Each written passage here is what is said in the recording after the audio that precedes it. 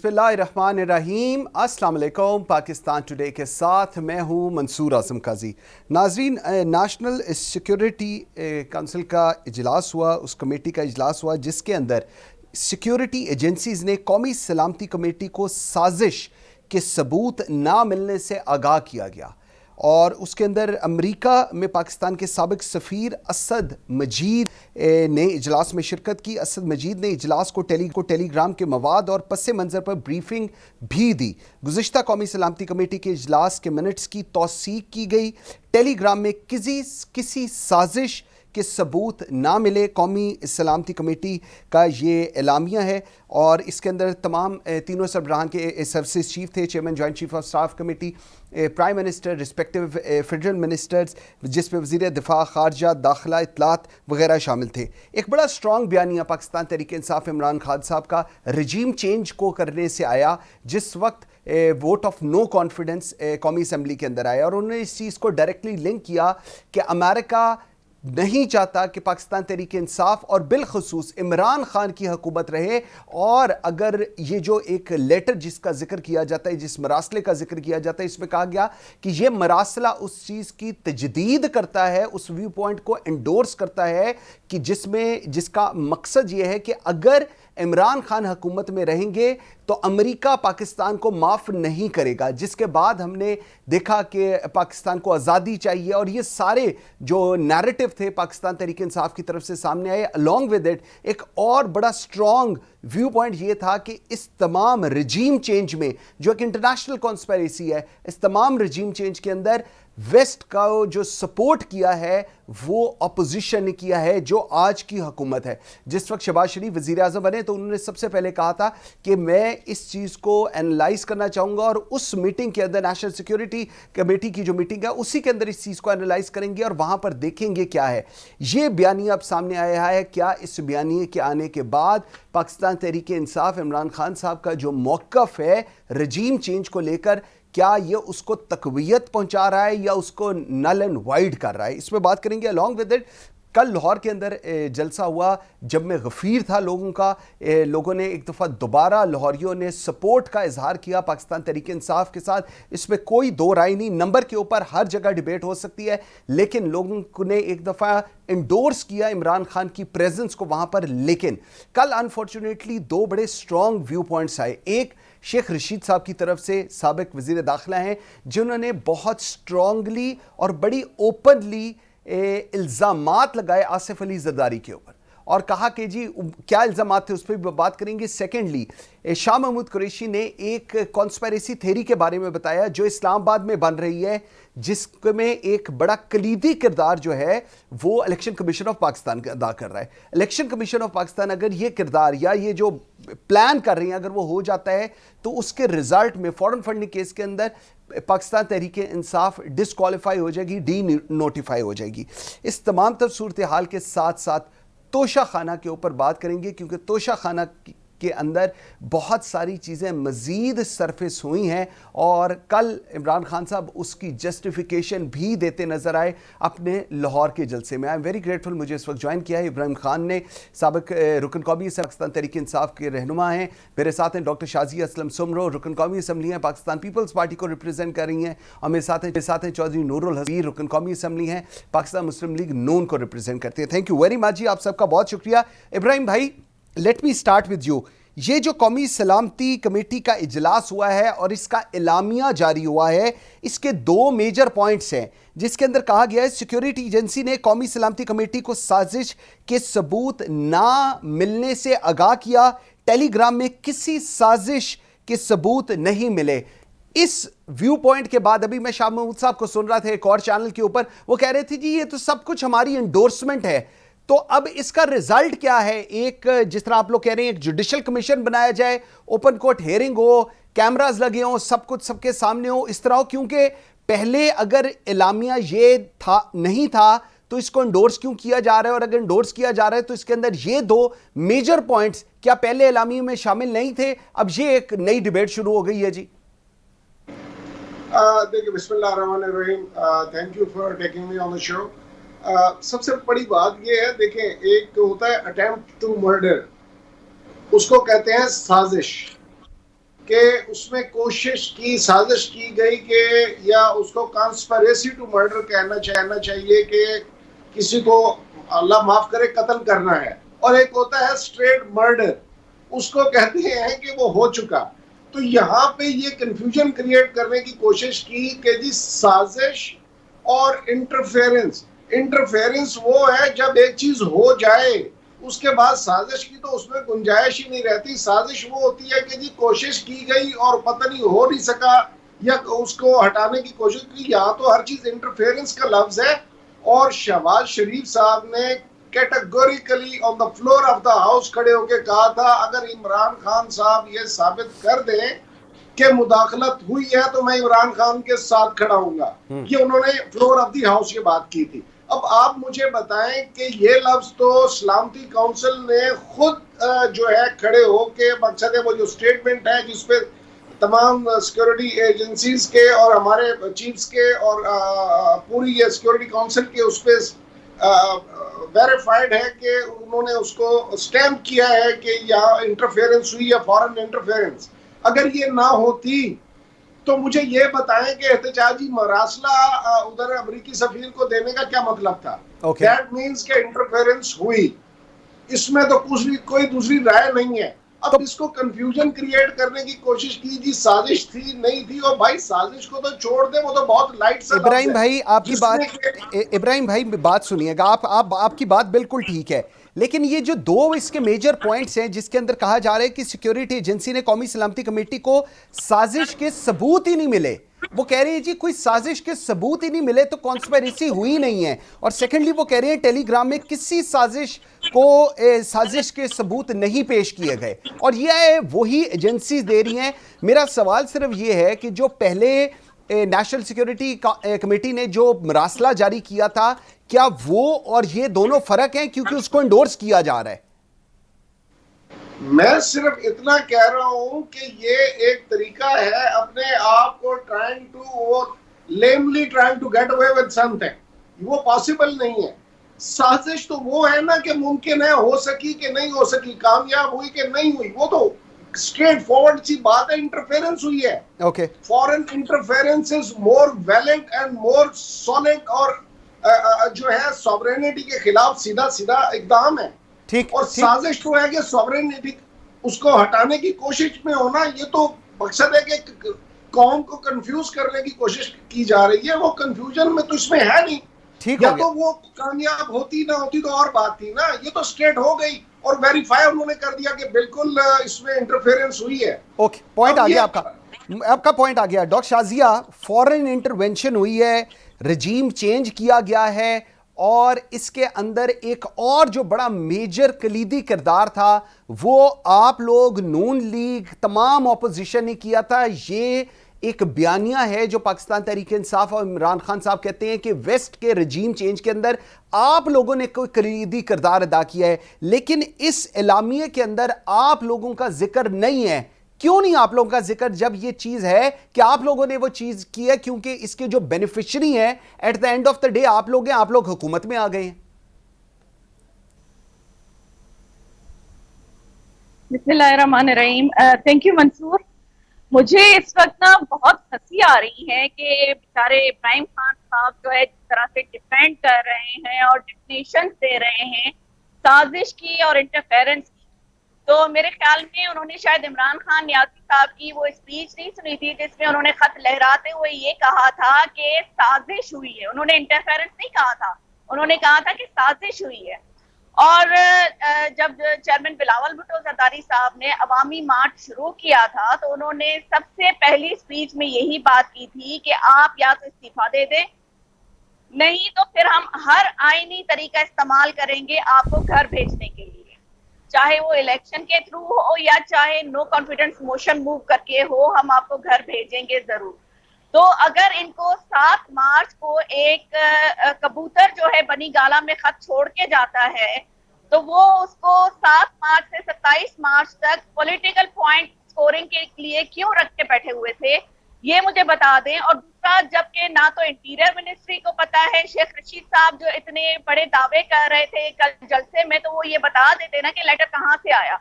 ना ही foreign ministry को पता था कि वो लेटर कहाँ से आया है।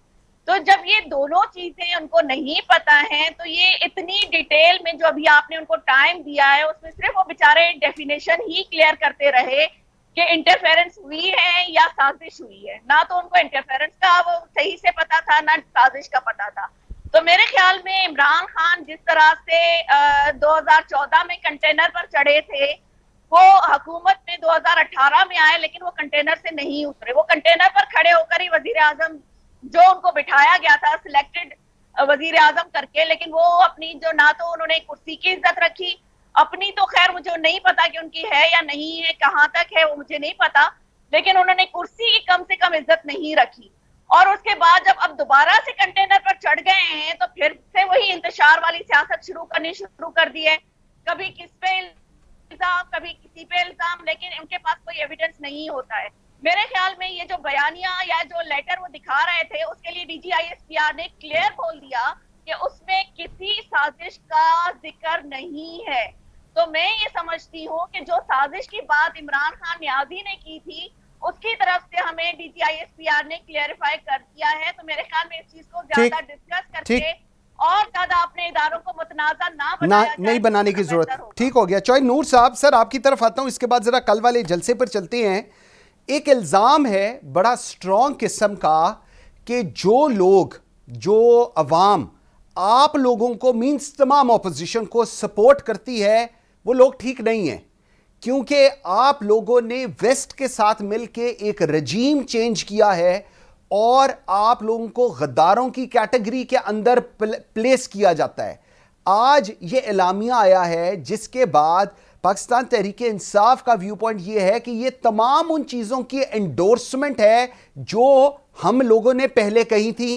क्या उनकी इन्वॉल्वमेंट नहीं है? इन्वॉल्वमेंट भी नजर आ रही है, लेकिन जो दो मेजर एलिगेशंस हैं कि इसके अंदर आप लोग क्या बेनिफिशियरी हैं, वो अपेरेंटली इट्स नॉट देयर, एक। और नंबर 2, साजिश, जिसका एक कहा जाता है कि जी साजिश की गई, वो पाकिस्तान की प्रीमियर इंटेलिजेंस एजेंसीज ने कहा है कि जी साजिश नहीं की गई। ये मैं नहीं कह रहा, ये एलामिया कह रहा है। सो अब पाकिस्तान मुस्लिम लीग, आप लोगों ने कहा था, शहबाज शरीफ ने जब लीडर ऑफ द हाउस बने थे आपने कहा था कि अगर इसके अंदर हमारी कोई इन्वॉल्वमेंट नजर आई तो हम लोग रिजाइन कर देंगे। इस वक्त तक तो आप लोगों की इन्वॉल्वमेंट अपेरेंटली कोई नजर नहीं आ रही, तो अब क्या करेंगे? जुडिशल कमीशन बनाएंगे? क्योंकि इस एलामिये के बाद भी पाकिस्तान तहरीक इंसाफ का व्यू पॉइंट वही है। जी देखिए, बात यह है कि सबसे पहली बात यह है कि इमरान खान के खिलाफ अगर किसी ने साजिश की है तो वो इमरान खान ने बजाते खुद की है। वो कैसे की है कि उन्होंने इसमें इतने झूठ बोले आज तक कि नया से नया उन्होंने इसके ऊपर एक उन्होंने अपने कई जो है ना वो आर्गुमेंट्स तब्दील किए हैं।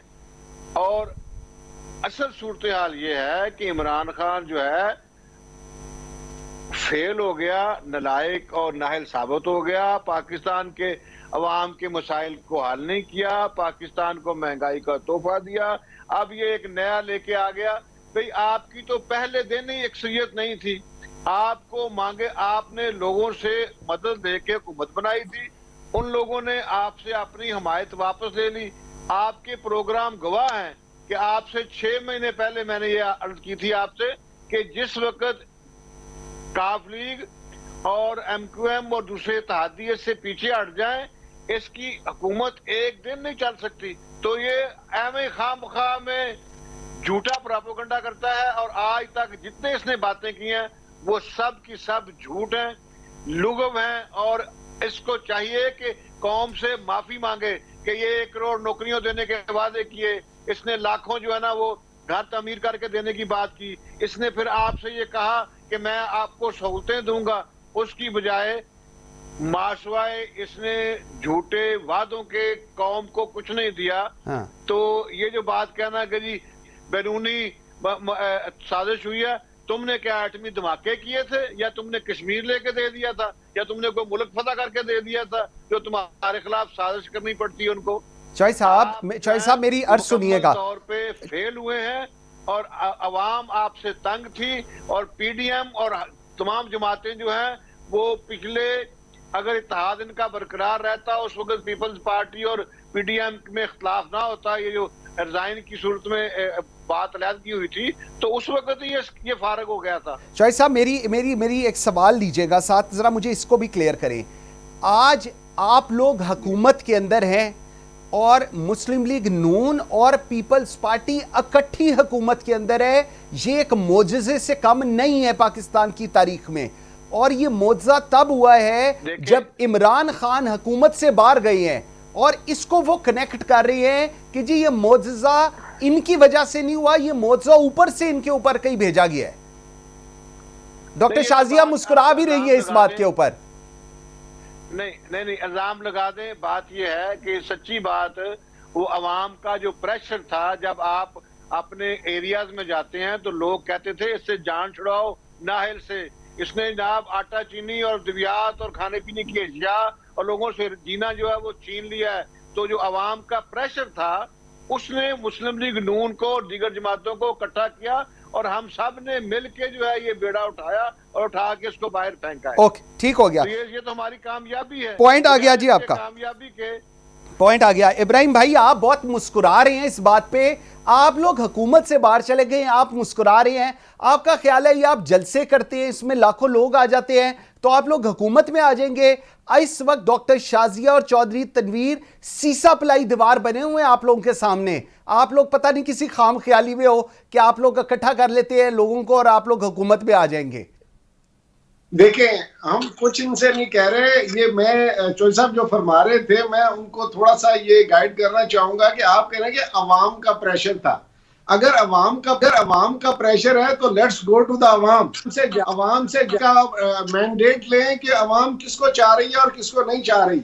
और ये इनकी स्ट्रेंथ नहीं है। सीसा पलाई दीवार जो है, ये दो पॉजिटिव और नेगेटिव को जोड़ा गया है, और जो ही इसमें करंट छोड़ा जाएगा इन्होंने पाश हो जाना है। ये अवाम की अदालत में जाएं, अवाम की अदालत में आए, फिर इनको पता चलेगा कितने बीसीओ 100 होती है। एक चीज, ठीक है। दूसरा ये है कि इनके चौधरी साहब, मैं आ रहा हूं। चौधरी साहब आप फिक्र ही ना करें, एक एक सवाल का जवाब लूंगा आपसे। चौधरी साहब, एक एक सवाल का जवाब लूंगा, जरा इब्राहिम भाई को खत्म कर लेने दें। तो जब पीडीएम, मैं सिर्फ उनसे ये कहना चाह रहा हूं। चौधरी साहब मैं आ रहा हूं, जरा इब्राहिम भाई को, चौधरी साहब जरा इब्राहिम भाई को कमेंट कर लेने दे, मैं आ रहा हूं आपके पास। एक मिनट बाहर सुने जरा, एक मिनट नहीं, ताजा माशाल्लाह आप हुकूमत में आ गए, आप लिफ्ट ही नहीं करा रहे हम लोगों को, आप लिफ्ट ही नहीं करा रहे। मैं अर्ज करता हूँ ना, ये अभी आए हुए इनको 4 दिन हुए थे। एक बेचारे वो मेजर को उठा के उसका बाजू तोड़ दिया, एक वो अपना होटल में एक रिटायर्ड बेचारे मेजर को उसकी उम्र का ख्याल भी नहीं किया, उसको वहां पे पीटना शुरू कर दिया। ये गुंडों की जमातें हैं दोनों। अच्छा, ठीक है, कोई मकसद है कि तीसरी कोई बात नहीं है। चौधरी साहब मैं आ रहा हूं, चौधरी साहब हौसला से कर लो एक मिनट। उन्होंने कल मीनार पाकिस्तान पे ये साबित किया है कि ये लोग जो है इनको रिजेक्ट कर दिया है लोगों को। मैंने लिटरली, मैं तो उधर जलसे में मौजूद था। और चौधरी साहब जरा 2 मिनट हौसला कर लोगे तुसी, सिर्फ 2 मिनट। मैं चौधरी साहब, चौधरी तनवीर साहब, मैं आपके पास आ रहा हूं, बस आप 1 मिनट का एक लफ्ज बोलने। चलो सर बोलो तुसी, मैं सुन रहा जी फरमाओ। इब्राहिम भाई 1 मिनट ठहर जाएं, इब्राहिम भाई 1 मिनट। जी चौधरी साहब फरमाए। तो इनको ये चाहिए था कि जब आपके पास इत्मीनान एतमाद पेश होने से पहले आप इलेक्शन का ऐलान कर देते। पहले आप नशे में सोए हुए थे, और जब आपके पास इत्मीनान आ गया, आपको ख्याल आ गया कि अवाम के पास जाना है। ठीक है, अवाम के पास जाएंगे इंशाल्लाह ताला, सब्र करें, अवाम ही फैसला करेगी। ठीक, और आपको तो इस काबिल नहीं है कि गली मोहल्लों में हमारा सामना कर सकें। चौधरी साहब पॉइंट आ गया अब आपका। अब मैं इब्राहिम खान साहब का कमेंट ले लूं। जी इब्राहिम भाई आप बताइएगा। आप, मैं तो बात इनकी जवाब दे रहा था कि ये इतनी एलिगेशंस लगा रहे थे कि ये हो गया, इतनी नौकरियों को कह दिया, फलां का कर दिया। तो भाई आप तो शुरू से कह रहे थे कि अवाम में चले, हम आप कह रहे हैं कि आप डेमोक्रेटिक पार्टीज हैं, तो फिर आए डेमोक्रेसी तो यही कहती है कि अवाम को डिसाइड करने दे। 71 में जुडिशल मर्डर हुआ था, और ये 2022 में जो है इस मुल्क में एक जुडिशल मार्शल लॉ लगा है, जिसकी वजह से ये लोग, जिनकी के कुल तादाद में से आप खुद अंदाजा कर लें कि 34 में से वो कह रहे हैं 26 है या 27 है जो जमानतों पे हैं बमाए प्राइम मिनिस्टर साहब के।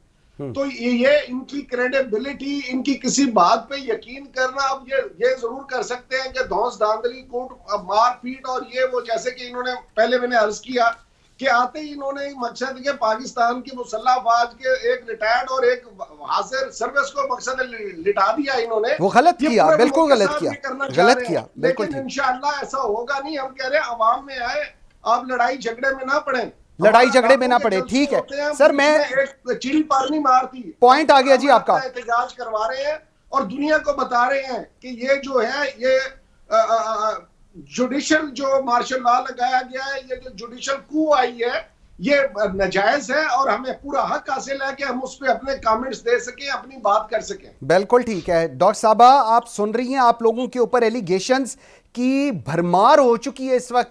जुडिशल कू कहा जा रहा है इब्राहिम खान साहब की तरफ से, जुडिशल मार्शल कहा जा रहा है उनकी तरफ से, और उसका जो रिजल्ट है, उसके रिजल्ट में आप लोग हुकूमत में आए हैं। एक तो इस पे कमेंट कीजिएगा। सेकेंडली, कल लाहौर का जलसा हुआ और उसके अंदर इमरान खान साहब की तकरीर से पहले शाह महमूद कुरैशी और उससे पहले शेख रशीद साहब ने तकरीर की। शेख रशीद साहब ने बहुत स्ट्रॉन्ग किस्म के एलिगेशन, इल्ज़ामात बहुत सख्त नौयत के लगाए आसिफ अली जरदारी साहब के ऊपर। उन्होंने कहा कि जी मुर्तज़ा भुट्टो को कत्ल इन्होंने करवाया, शाहनवाज को जहर इन्होंने दिलवाया, नकीबुल्लाह महसूद को सिंध पुलिस से इन्होंने मरवाया, बीबी को शहीद इन्होंने कराया, और एक पर्ची के बल के ऊपर ये पाकिस्तान की पॉलिटिक्स के अंदर आ गए। ये बहुत सीरियस एलिगेशंस हैं जो शेख रशीद साहब की तरफ से आसिफ अली जरदारी साहब के ऊपर लगाए गए। क्या कमेंट करेंगे इसके ऊपर? देखिए मंसूर, मैं पहले भी आपको ये कह चुकी थी कि मुझे इनके इब्राहिम खान साहब के कमेंट्स पे ना अफसोस नहीं हो रहा है, हंसी आ रही है। असल में इमरान खान साहब अपने जलसों में खुल के ये नहीं कह पा रहे हैं कि मुझे क्यों नहीं बचाया। असल में वो ये उनको बचाया जाता, क्यों नहीं वो जो लोग उनको लाए थे उन्होंने सपोर्ट करके उनको बचाया।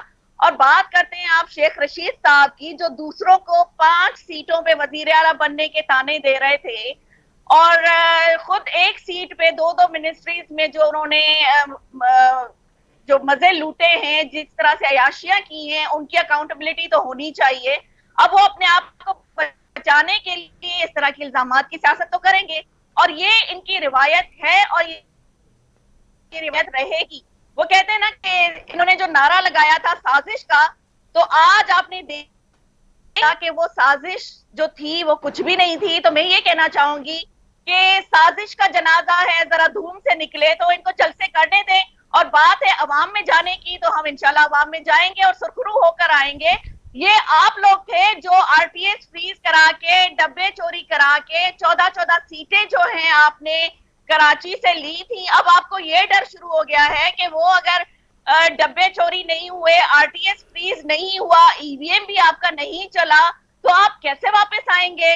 अब ये टेंशन जो है ना, आप इदारों को गालियां दे के, इदारों को मुतनाज़ा बना के आप सिंपैथी गेन कर रहे हैं, लोगों की हमदर्दियां ले रहे हैं, बल्कि उन इदारों को आप मुतनाज़ा बना रहे हैं। उन इदारों की सोशल मीडिया पे आप लोग गालियां दे रहे हैं जो इदारे आपका तहफ्फुज़ करते हैं बॉर्डर पे, जिनकी वजह से आप सुकून की नींद सो रहे होते हैं। ठीक है, आप उन लोगों को गालियां दे रहे हैं। उन इदारों पे जब आपने हमला किया था, पार्लियामेंट पे लानतें दी थी, हमला किया था, तब तो आपको ना तो आइन का पता था, ना आपको कानून का पता था, ना ही आपको अवाम का पता था। लेकिन अब आपको अवाम भी नजर आ रही पॉइंट है। आ गया जी आपका, बिल्कुल ठीक। आपने 1 करोड़ नौकरियां और 50 लाख घर का चूना लगाया था। डॉक्टर साहब, तो आपका पॉइंट आ गया जी। जब आप करेंगे ना, तो अब आपको अंदर से चीखें निकल रही हैं, चीखें निकल रही हैं। पॉइंट आ गया जी आपका कि मुझे क्यों नहीं बचाया। ठीक हो गया। डॉक्टर शाजिया का जी व्यू पॉइंट है कि पाकिस्तान तहरीक इंसाफ का इस वक्त इशू ये है कि क्यों नहीं बचाया।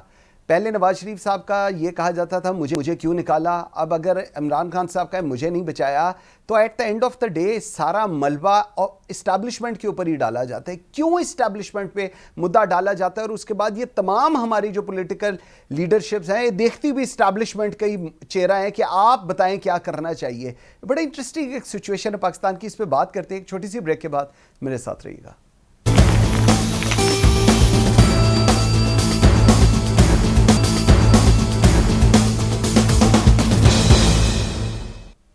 Welcome back after the break. साहब मुझे बताइएगा, शेख रशीद साहब का जो बयान है जरदारी साहब को लेकर, एक इस पे कमेंट कीजिएगा। अलॉन्ग विद इट 50% से ज्यादा आपकी जो काबीना है वो बेल के ऊपर है बाहर।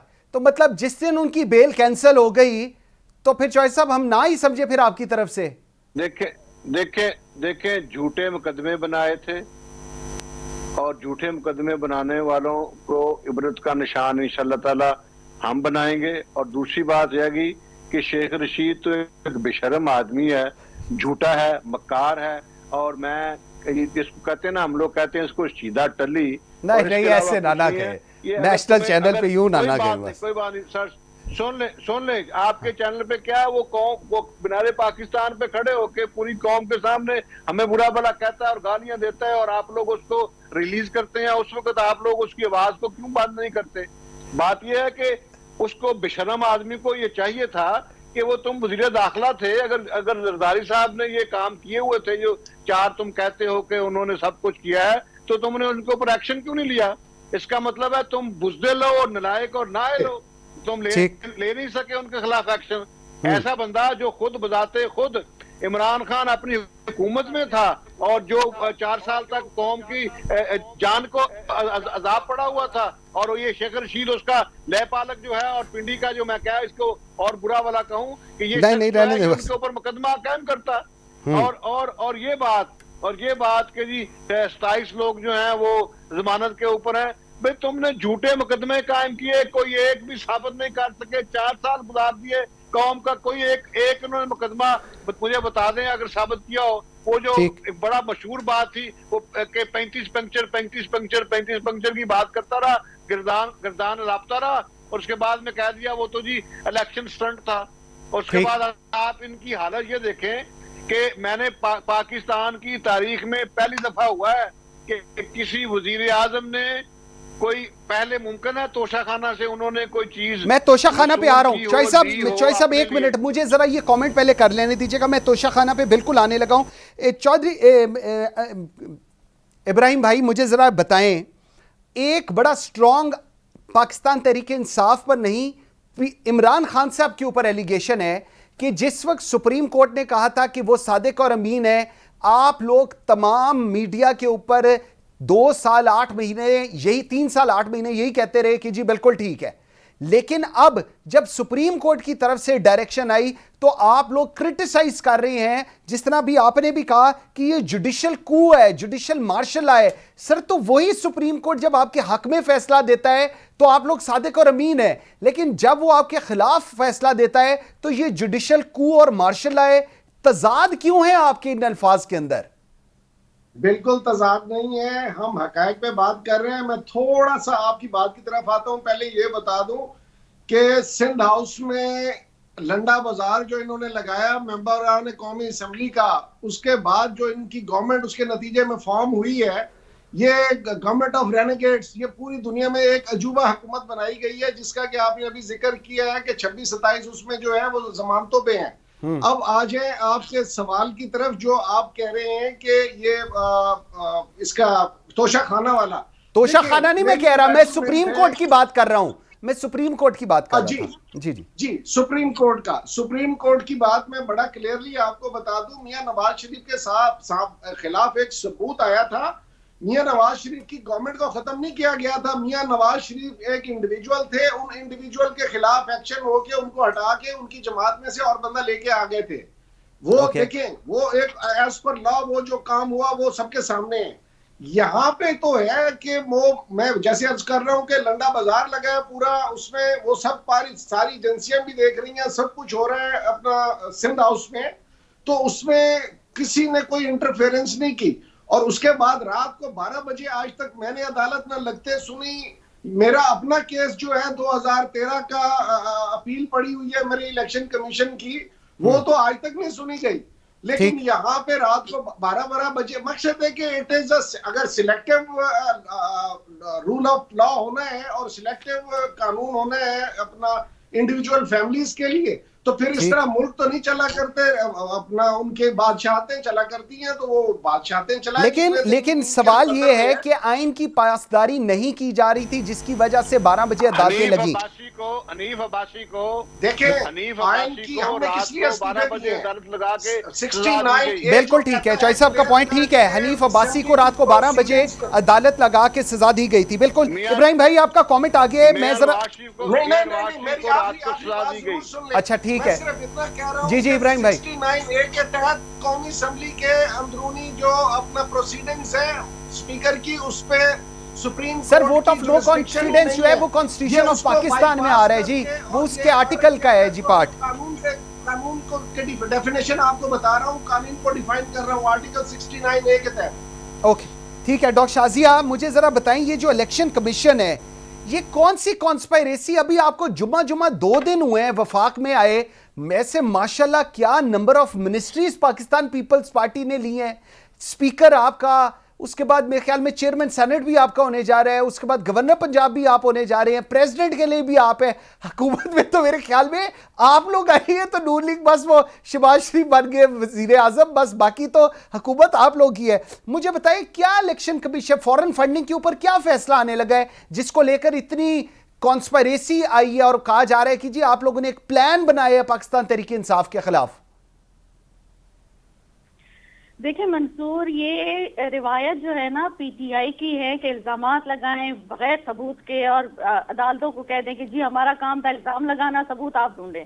ये इन लोगों की ये रिवायत रही है। अभी जैसे बात कर रहे थे इदारों को, अदालतों को इब्राहिम साहब मतनाज़ा बना रहे थे, तो मैं ये इनको कहना चाहूंगी कि आपके लीडर हमेशा एक आयत पढ़ते थे कि इय्याक नअबुदु व इय्याक नस्तईन। अगर वो उससे आगे वाली एक लाइन पढ़ लेते तो मेरे ख्याल में आज आप दोबारा से कंटेनर पर नहीं होते। उससे आगे वाली लाइन है अहदिनस सिरातल मुस्तकीम। अगर वो भी पढ़ लेते ना तो आप इतने परेशान हाल नहीं रो रहे होते, हर जगह पे जाके इदारों के खिलाफ नहीं बोल रहे होते। और जो ये अभी इन्होंने एक नया शोशा छोड़ा है जिसके पीछे, या ये समझ लें कि ट्रक की बत्ती के पीछे अवाम को लगा रहे हैं ताकि इनको और हमदर्दियां मिले कि जी फॉरेन फंडिंग केस में पहले से ही बातें हो चुकी हैं, हमें इस तरह से ब्लैकलिस्ट किया जाएगा, ये सब कुछ करेंगे। देखिए जी 9 साल तक स्टे आप लेते रहे हैं और अभी आप लोगों को पेट में दर्द हो रहा है कि जी मुस्लिम लीग नून और पीपल्स पार्टी का भी फॉरेन फंडिंग केस साथ में चलाया जाए। तो मैं समझती हूँ कि थोड़ा सा ठंडा पानी पी ले, सब्र कर ले। 9 साल हमने भी इंतजार किया आपके फॉरेन फंडिंग केस के रिजल्ट आने का, तो 9 साल आप भी इंतजार कर लें, हमारा भी रिजल्ट आ जाएगा। और फिर जब तक ये टाइम पीरियड है, जिसके लिए जनाब बिलावल भुट्टो जरदारी साहब ने कहा था कि हमारे 2 ही टास्क हैं, एक मईशत को बहाल करना जिससे आवाम को रिलीफ मिले और दूसरा है इलेक्टोरल रिफॉर्म करना।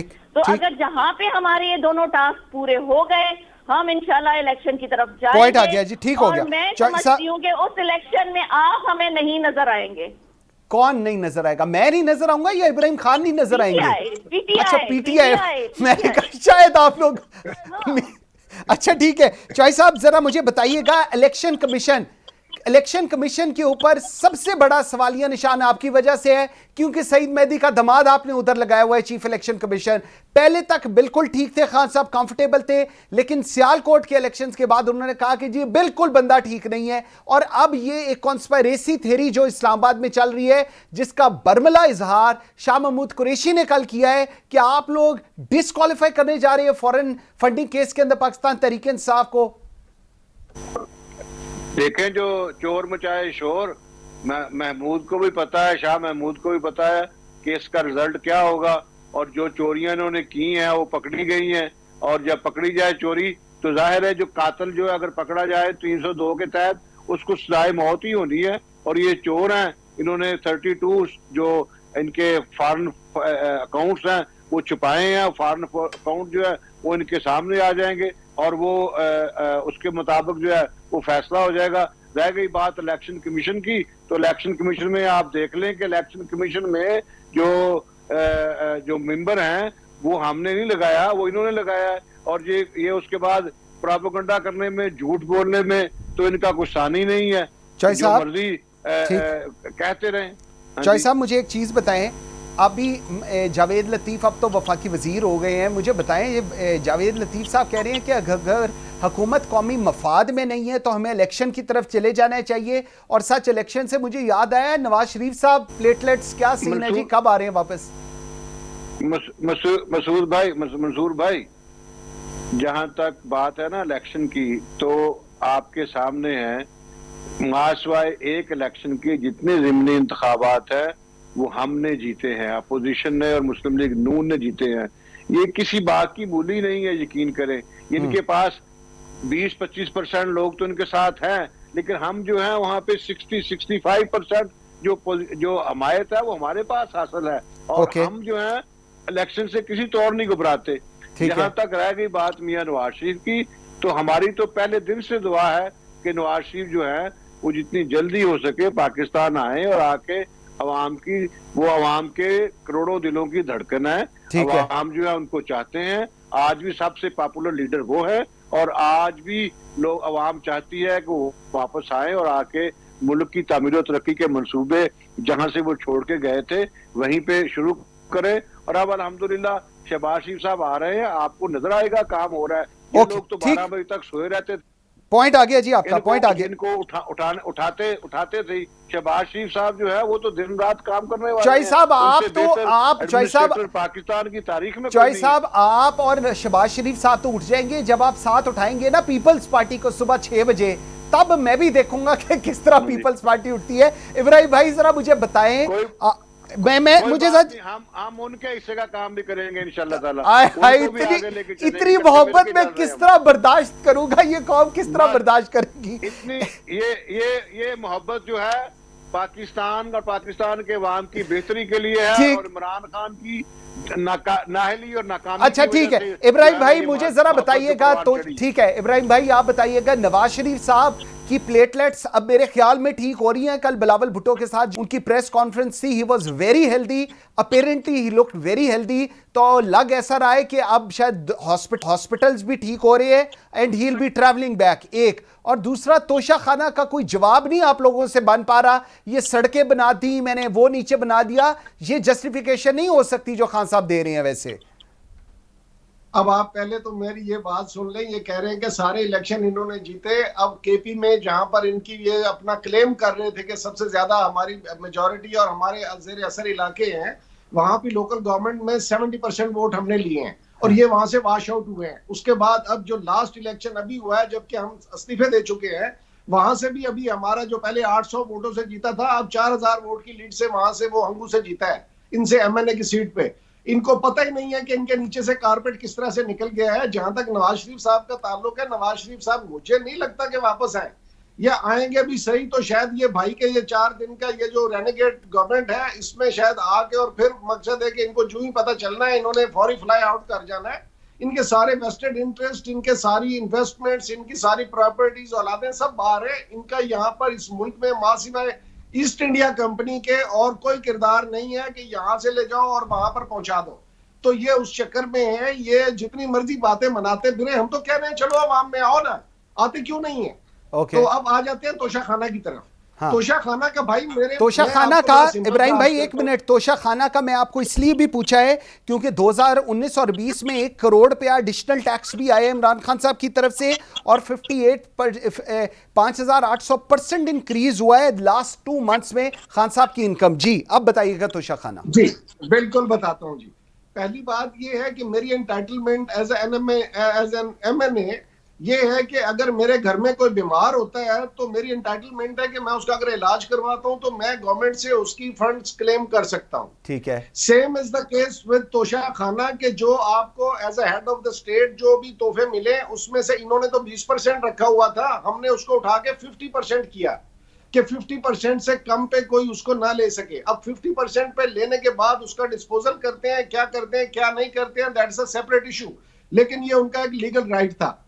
मैं आपको सिंपल ये बताना चाह रहा हूं कि शाह महमूद के हवाले से आप बार बार ये बात कर रहे थे कि उन्होंने जो है वो कह रहे हैं कि जी हमें डिस्क्वालिफिकेशन नहीं हो सकती। कानून में ये जो मनी का ये जो ट्रेल है इसका फॉरेन फंडिंग का पार्टी का, उसमें मैक्सिमम जो सेंटेंस है वो फंडिंग जो है वो कन्फिस्केट हो सकती है कि जी इतना पैसा आपके पास, इसके आप सबूत नहीं दे पाए फर्ज करें तो वो, हालांकि हमारे पास तमाम सबूत मौजूद हैं लेकिन उसके बावजूद भी अगर वो आए भी सही तो मैक्सिमम वो फंडिंग को जो है वो सीज कर सकते हैं, ना कि मकसद है आप पार्टी को उठा के बाहर फेंक दे। तो एक तो वो क्लियर कर लें आपस में बैठ के पहली। अच्छा, दूसरी अब बात आ रही है तोशा खाना की। तो तोशा खाना का आपको अगर लीगली एक चीज अंडर द लॉ अलाउड है, अगर आप ये कह रहे हैं कि हमने ये कर लिया वो कर लिया, खान साहब ने ये डकैती मार ली है वो मार लिया, तो बाबा कानून पड़ा हुआ है ना, अदालतें पड़ी हुई है, तो जाए ना अदालत में इसको चैलेंज करें। यहाँ पे बैठ के एलिगेशंस लगाना और बातें करना, हम वो बात नहीं कर रहे कि मेरी लंदन तो क्या पाकिस्तान में भी कोई प्रॉपर्टी पॉइंट आ गया जी आपका। क्लियर कट कह रहे हैं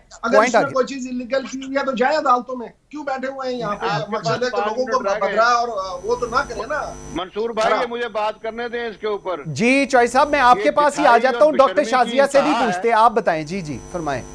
डिठाई और बेशर्मी की इंतहा है कि इनको जरा शर्म नहीं आती ये बात कहते हुए कि जी उसका हक था। आज तक मुझे बता दें किसी प्राइम मिनिस्टर ने इस तरह की गिरी हुई हरकत की हो कि आप जनाब तोहफे जो है आधी कीमत पे लेके बाद में मार्केट में बेच दे, और कोई बेशर्मों कोई शर्म करो यार। कोई आप लोग इब्राहिम चौधरी साहब 20% के ऊपर तो लेते रहे हैं ना जी। ओहो चौधरी साहब ठहर जाए चौधरी साहब एक सेकंड, चौधरी साहब एक सेकंड ठहर जाओ। चौधरी साहब मेरी गल सुनो नहीं चौधरी साहब बेचते हैं और बात करते हैं सरकार मदीना की और मदीना की रियासत की, और आप बात करते हैं जनाब तोशा खाना पे डिठाई जो देखो कि बेचनी है तो चले जाओ अदालतों में। चौधरी साहब तोशा खाना के अंदर, एक मिनट यार जरा आवाज आहिस्ता करेंगे चौधरी साहब की, एक सेकंड चौधरी साहब एक मिनट मनी लॉन्ड्रिंग के केसेस बने हैं तो जो पैसे गैर कानूनी तौर पे यहाँ से उठा के बाहर लेके गए और चौधरी साहब आपका पॉइंट। अच्छा यार एक मिनट आवाज ही आहिस्ता कर दियो ना चौधरी साहब दी।